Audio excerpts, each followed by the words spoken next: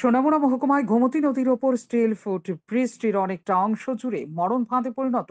যে কোনো সময় ঘটতে পারে বড়সড় দুর্ঘটনা। আর এই দুর্ঘটনা এড়ানোর জন্যই দীর্ঘ প্রায় 1 মাস আগে এই স্টিল ফুট ব্রিজে সাধারণ মানুষের চলাচল বন্ধ করে দেওয়া হয়েছিল প্রশাসনের তরফে। সংস্কারের জন্যই নেওয়া হয়েছিল এই উদ্যোগ। কিন্তু কোনো রকমের সংস্কার না করেই শুক্রবার আচমকাই খুলে দেওয়া হয় এই স্টিল ফুট ব্রিজটি। শুরু হয় স্থানীয় বাসিন্দাদের চলাচল। বাইক সহ চালক আরোহী ছুটছেন এই ব্রিজ ধরে তাদের গন্তব্যস্থলে। কিন্তু সংস্কার না করে এই ব্রিজটি খুলে দেওয়ার কারণে চলাচলকারী মানুষদের মধ্যে ব্যাপক প্রতিক্রিয়ার সৃষ্টি হয়। কারণ সংস্কার না হওয়ার ফলে চলাচল করার ক্ষেত্রে যে কোনো সময় বড়সড় দুর্ঘটনা ঘটলে প্রাণনাশের আশঙ্কা থাকবে। আসলে আমরা যতটুকু জানতে পারি, তারা এখানে কিছু স্থানীয় লোকের কাছ থেকে আমরা জানতে পারি, বললো যে এটা মেরামত করা হয়নি।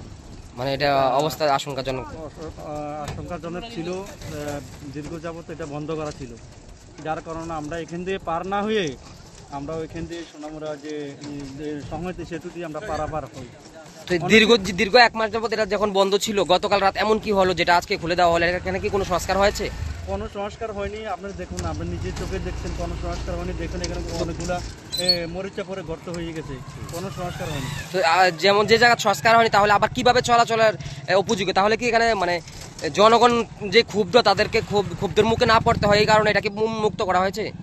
না, আসলে তেমন কিছু দেখতে পাচ্ছি না। এটা তাহলে এখন কি জনগণকে স্বইচ্ছায় মৃত্যু দিল ঠেলে দেওয়া হলো না? এটাই তো বোঝা কারণ যাচ্ছে। যে রাস্তাটি 1 মাস বন্ধ ছিল সংস্কারের অভাবে, এখন আবার সেই রাস্তা দিয়ে চলাচল করতে দেওয়া হলো। এটা তো দেখা যাচ্ছে আসলে সংস্কার হয়নি, তারপরে খোলা দেওয়া হয়েছে। আমরা তো যতটুকু দেখছি দীর্ঘ 1 মাস যাবত আগে যেরকম ছিল সেরকমই দেখছি।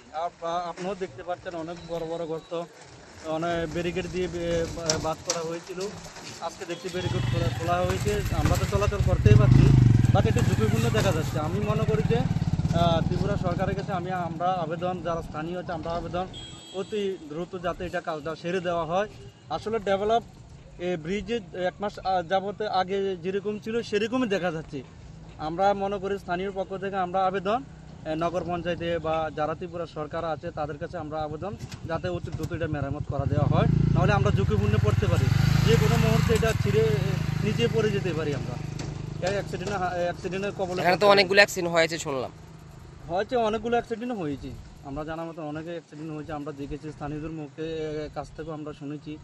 আমরা এটাই আবেদন, যাতে অতি দ্রুত এটা তাড়াতাড়ি যাতে এটা ডেভেলপ করা হয়।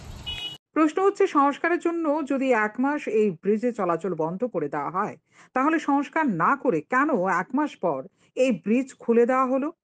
সামনেই ধর্মীয় উৎসব রয়েছে। এই উৎসবের আগে সাধারণ মানুষের কোনো ধরনের প্রশ্নের মুখে যাতে পড়তে না হয়, তার জন্যই কি সংস্কার না করে এই ব্রিজটি উন্মুক্ত করে দেওয়া হয়েছে? তা নিয়ে আঙুল উঠতে শুরু করেছে সংশ্লিষ্ট প্রশাসনের উপরেই। শান্তন টিভি।